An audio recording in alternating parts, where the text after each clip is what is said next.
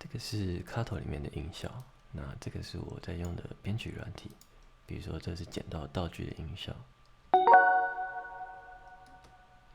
还可以看到说，它其实就是一个音色，它再跑一个和声上去，跑起来就是这样。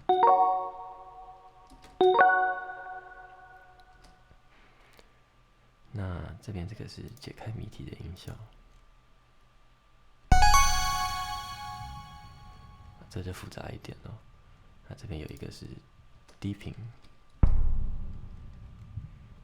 那一些铃声，还有一些高频铃铃铃的声音。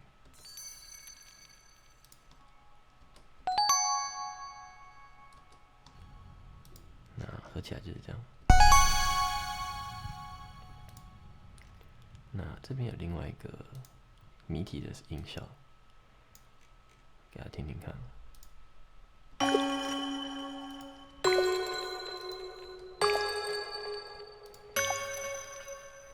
因为它有4个阶段啊，你一个一个解上去的话，就会有一个和弦跑上去。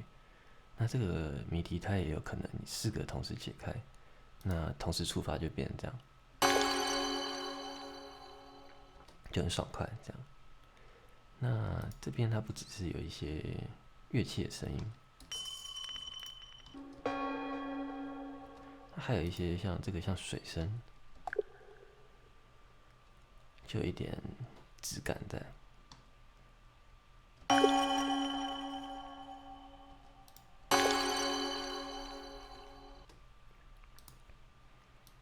给大家看另外一个音效，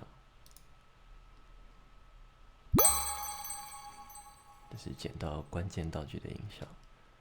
那我也是给它加了不只是铃声，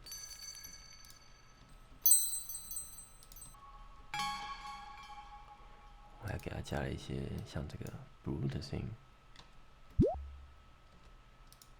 还有一个泡泡的声音，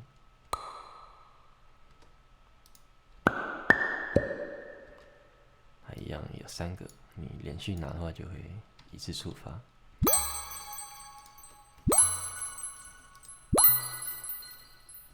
就有一种爽快感。